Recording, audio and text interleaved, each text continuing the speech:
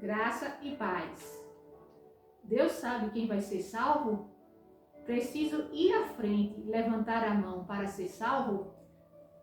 A graça e paz, eu respondo com a Bíblia. São duas perguntas, né? Uma teológica e a outra pergunta, ela é bem polêmica.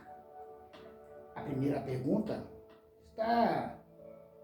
e a segunda estão praticamente atreladas uma a outras aí, né? São dúvidas de muitas pessoas. Bem, primeiramente, sim, Deus sabe quem vai ser salvo. Deus sabe todas as coisas. Ele por ser onisciente, Deus sabe com antecedência quem serão salvos. No livro de Romanos, capítulo 8, o versículo 29 e 30 diz assim: porque os que dantes conheceu, também os predestinou para serem conforme a imagem de seu Filho, a fim de que ele seja o primogênito entre muitos. Então, no verso 30 ele vai dizer: e aos que predestinou, a esses também chamou. E aos que chamou, a esses também justificou. E aos que justificou, a esses também glorificou. Então, Deus, na sua onisciência, ele sabe quem vai ser salvo. Ele, com antecedência, ele já sabe que vai ser salvo. E Deus sabe quem vai ser salvo, porque Deus ele é atemporal. Deus já sabe as decisões que livremente tomaremos no futuro. Ele vê o futuro como fosse agora, porque ele não está preso ao tempo. Então Deus não precisa dos fatos acontecer para que ele saiba, como se ele tivesse predeterminado ou predestinado que aquilo fosse acontecer no momento. Ele já sabe antecipadamente o que vai acontecer. Portanto, ele já sabe quem vai ser salvo, né? Eles foram eleitos, foram salvos segundo a presciência de Deus, que significa conhecimento antecipado. Essa palavra presciência de Deus significa conhecimento antecipado. Deus é onisciente. Nosso Deus, ele é onisciente, sabe todas as coisas, né? E por isso, por conhecer todas as coisas, tudo que Deus conhece, na verdade, irá acontecer. No livro de Isaías, capítulo 46, o versículo de número 10, o texto nos diz assim, Isaías 46, versículo 10. Eu vou ler o 9. Lembrai-vos das coisas passadas desde a antiguidade, que eu sou Deus, e não há outro Deus, e não há outro semelhante a mim, que anuncio o fim desde o princípio, e desde a antiguidade, as coisas que ainda não sucederam, que digo o meu conselho será firme, e farei toda a minha vontade. Então, tudo que Deus sabe vai acontecer, e ele já sabe o futuro, ele sabe o futuro desde o início. Ele já sabe o futuro, né? Isso também é conhecido como graça preveniente, né? Que significa anterior. Talvez você já ouviu essa palavra graça preveniente, que significa, né, anterior, né? Bom, receber a Jesus como Salvador, aquele que perdoa os pecados, precede aceitar o Jesus como Senhor que governa nossas vidas. Muitas das vezes nós também vemos, vocês talvez já ouviram, pessoas dizer, tem que receber o Senhor como Salvador, como Senhor e Salvador da sua vida. Temos que tomar muito cuidado com isso. Em primeiro lugar, nós precisamos de receber a Cristo como Salvador das nossas vidas. E depois de sermos salvos, então serviremos a Ele. Porque senão, se você receber, como alguns dizem aí, receber Ele como Senhor da sua vida e Salvador, se você receber Ele como Senhor, isso pode ser imputado como um mérito seu. Significa que você está sendo salvo porque você serve. E nós não somos salvos por mérito ou por obras. Somos salvos pela graça. Então, é necessário primeiro receber como Salvador da minha vida. E por ser salvo, então eu vou servir. Ele nos salva da escravidão. E depois de sermos salvos da escravidão, libertos, então serviremos. Se nós olharmos para o passado como sombra das coisas que havia de acontecer, de vir, quando Deus chama Moisés para libertar o povo no Egito, ele diz, liberta o meu povo, que estava como escravizados. libertam para que vão e me adorem no deserto. Então, eles só foram adorar depois de libertos. Em outros textos está, liberta meu povo para que me sirva no deserto. Então, eles primeiro teriam que ser libertos para depois servir. Então, nós temos que tomar muito cuidado com isso. Nós temos que receber a Cristo como Salvador das nossas vidas. Então, depois de sermos salvos, então serviremos. E Ele passa a governar as nossas vidas. Temos que tomar muito cuidado com isso. A salvação é pela graça. É um presente gratuito que recebemos de Deus, pela fé. E essa fé leva à transformação da vida. E por ter a vida transformada, então, nos leva à submissão ao Senhor. Então, primeiro somos salvos pelo Salvador.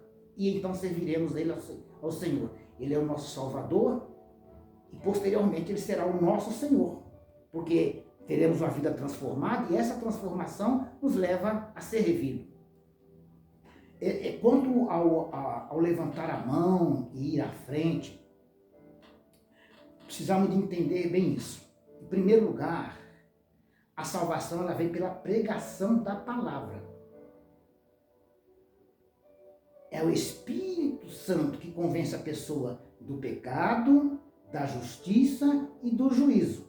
Por meio da pregação, o Espírito Santo convence o pecador que ele precisa de um Salvador, ele precisa de ser justificado, ele precisa do seu Salvador, né?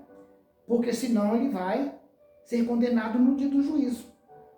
E as Escrituras nos diz que todo aquele que está em Cristo Jesus é uma nova criatura. Nenhuma condenação há para os que estão em Cristo Jesus. Então, a salvação não vem pelo ato de ninguém levantar a mão e ir lá na frente. A salvação não vem por meio de um pregador, seja lá quem for, persuadir as pessoas a irem lá na frente. De maneira nenhuma.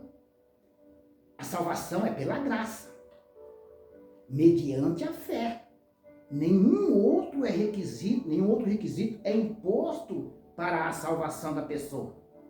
Porque se você vai ser salvo pelo ato de você lá na frente levantar a mão, isso significa dizer que não foi pela graça, né? E essa fé que nos leva à salvação, é um dom de Deus, não é consequência humana, não vem do homem. Lá em Efésios, capítulo de número 2, o versículo 8, 9, diz assim, eu estou usando a Bíblia porque responde com a Bíblia, não é isso? Efésios, capítulo de número 2, o versículo de número 8 e 9, diz assim o texto.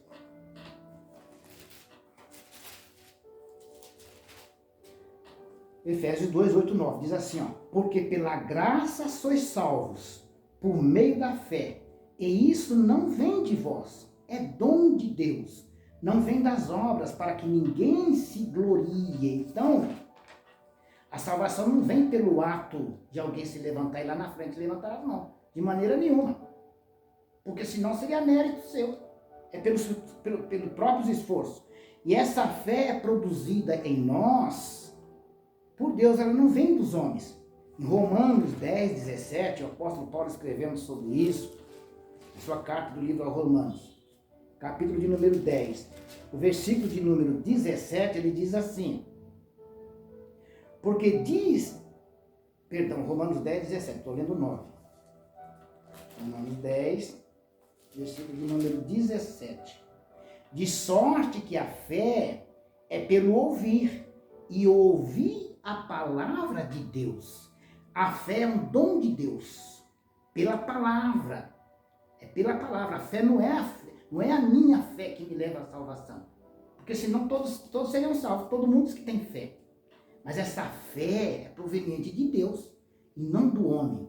E esta fé, ela vem pela pregação, pelo ouvir a palavra de Deus. A palavra pregada, ungida pelo Espírito Santo, produz fé no coração do pecador para o arrependimento, para a salvação. Então, a mensagem da cruz pregada é o poder para a salvação. 1 Coríntios, capítulo 1, o versículo de número 16, o texto diz assim, 21. 1 Coríntios, capítulo 1, versículo 21.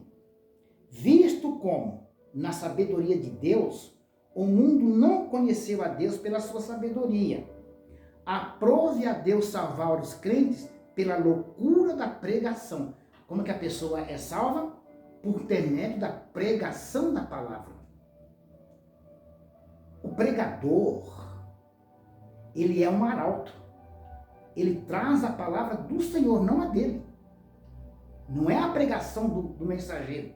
Não é depois que a palavra foi pregada, o mensageiro vai chamar a pessoa para ir lá na frente que ela vai ser salva de maneira nenhuma. É a palavra que produz fé para que a pessoa seja salva. É pela graça. Não é por intermédio do pregador. De maneira nenhuma. De maneira nenhuma. Essa prática de chamar a pessoa e ir lá na frente, ela nunca existiu anteriormente. Você vê lá no livro do Atos dos Apóstolos, no dia de Pentecostes, quando Pedro faz ali seu primeiro discurso, seu primeiro sermão, e aproximadamente 3.000 homens recebem a Cristo como Salvador da vida deles, depois de terminar o sermão, eles perguntam: senhores, o que devemos fazer para ser salvos? É a pregação. Houve uma pregação e não houve um apelo. Pedro não chamou ninguém. Quando os discípulos estão a caminho de Emaús, aqueles 2 discípulos a caminho de Emaús, Jesus está ali trazendo a mensagem, expondo as escrituras para eles, eles vão dizer depois: não nos ardia o coração quando ele nos ensinava a escritura? É a palavra que traz.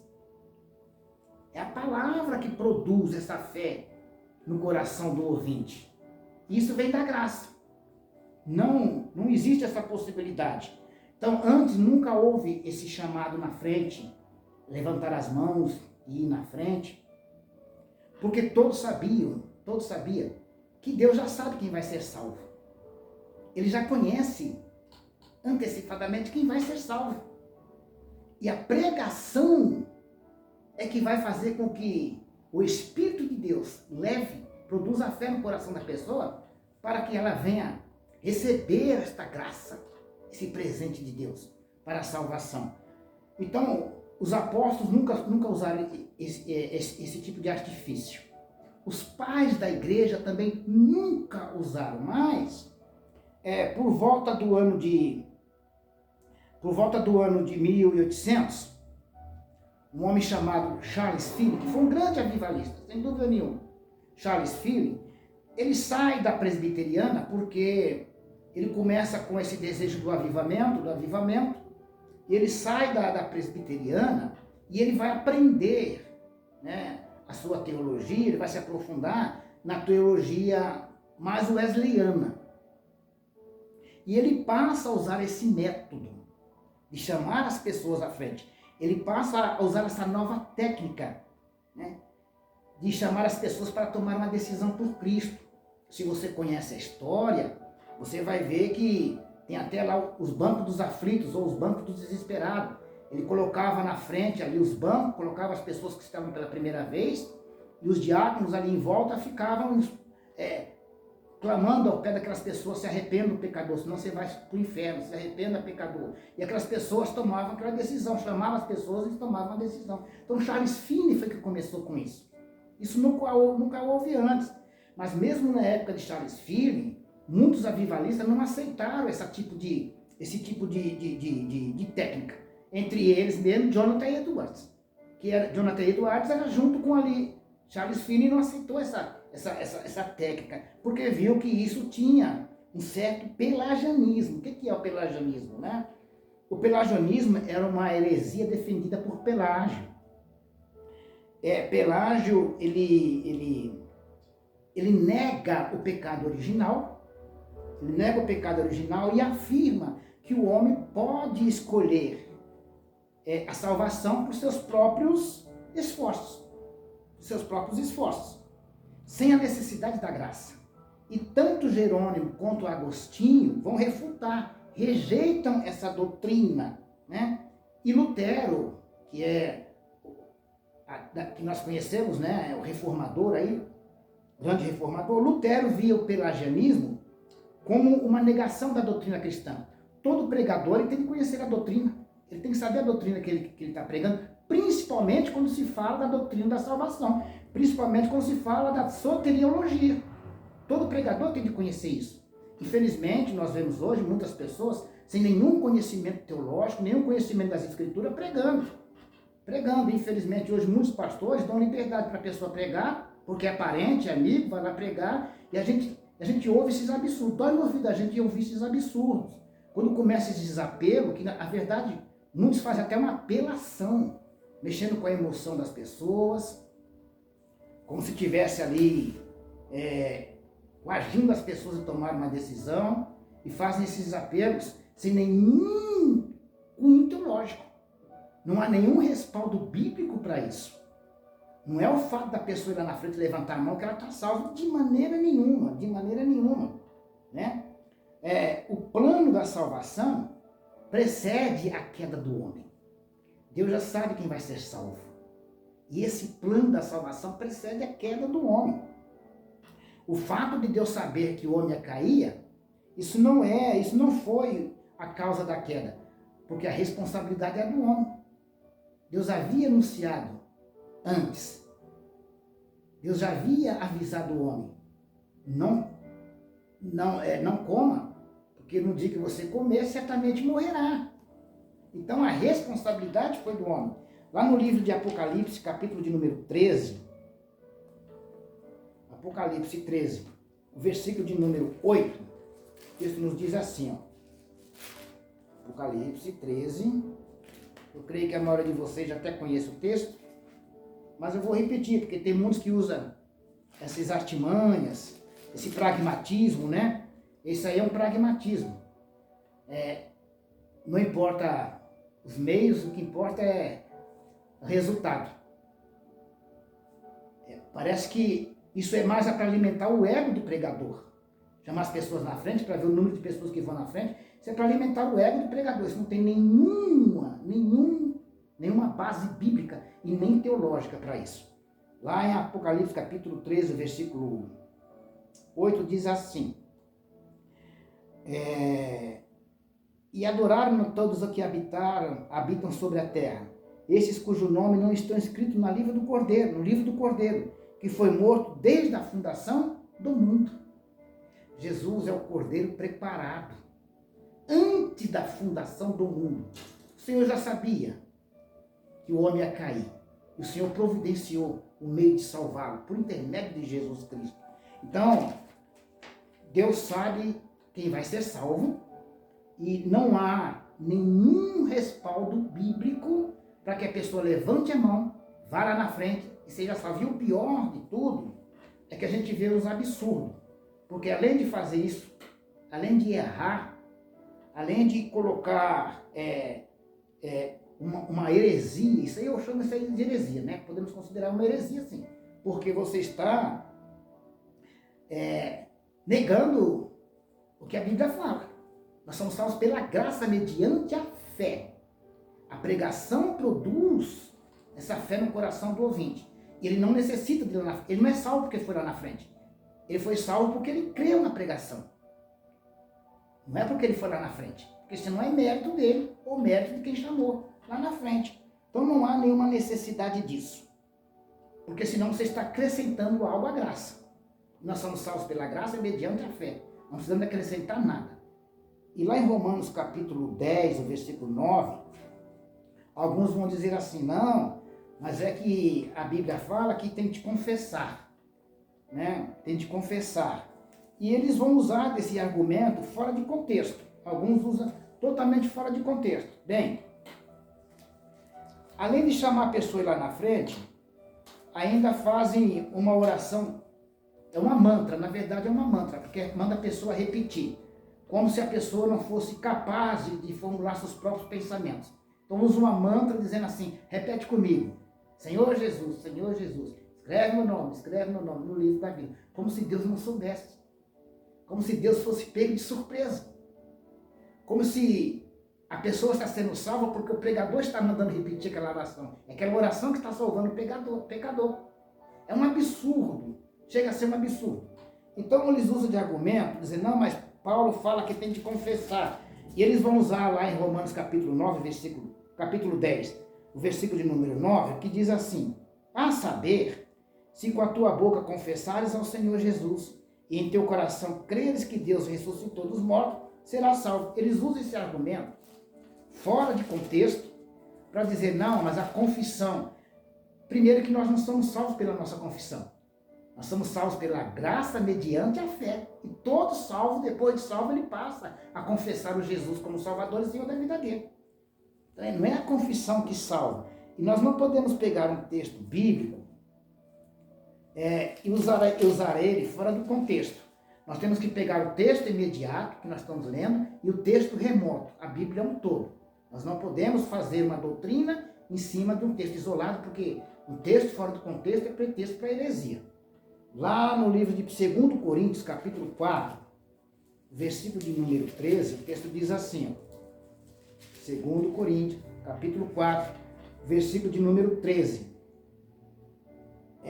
Paulo diz assim, e temos, portanto, o mesmo espírito de fé, como está escrito, criei, por isso falei. Nós cremos também, por isso também falamos. Paulo está dizendo assim, eu criei, por isso falei. Então, quando se fala de confessar Cristo como Senhor, quando Paulo vai dizer assim, se com sua boca confessar e no seu coração crer, ele está falando que você vai falar aquilo que está no seu coração. Você primeiro creu, para depois falar. A boca fala e o coração está cheio. Você só fala porque você creu primeiro. Não é o fato de você lá na frente fazer uma oração que você está salvo. Você está salvo porque primeiro você creu no seu coração. Então ele distorce o versículo, não compreende o versículo, distorce o versículo e leva a pessoa a cometer essa bobagem lá na frente e fazer essa mantra, que nem é na oração, essa mantra, dizer que a pessoa, a lição só. É por isso que nós estamos vendo hoje tantas pessoas perdidas. Quantas pessoas um dia foram lá na frente, levantaram a mão, fizeram essa oração e hoje estão aí, perdidas no mundo. Por quê? Porque foram enganadas por pessoas sem nenhum conhecimento bíblico, nenhum conhecimento teológico, pessoas que não estão capacitadas para pregar e fazer lá, e fazem um apelo. Eu já vi até pessoas dizendo assim, eu e fulano nós combinamos que nossa pregação, toda vez que nós pregamos, tem que ter o apelo. É um absurdo isso. Isso mostra uma falta de conhecimento, uma pessoa que está alimentando o seu ego, usando as pessoas ali para alimentar o seu ego, e isso não é bíblico, isso não tem cunho bíblico, nem teológico. Então, saiba disso. Essas perguntas que chegaram até nós, Deus sabe sim quem vai ser salvo, Ele sabe, pela sua onisciência, Ele já sabe quem vai ser salvo, e ninguém precisa ir lá na frente e levantar as mãos para ser salvo, né? Nós temos visto igrejas aí que tem 5, 6 mil pessoas e não tem esse negócio de apelo, porque tem sabedoria. Eu nunca fui lá na frente. O que me dá a certeza da minha salvação é o Espírito Santo no meu coração. Me dá a certeza que eu estou salvo. E por isso eu sirvo a Cristo. Deus te abençoe. Deixe o like, comentem e se inscrevam no nosso canal.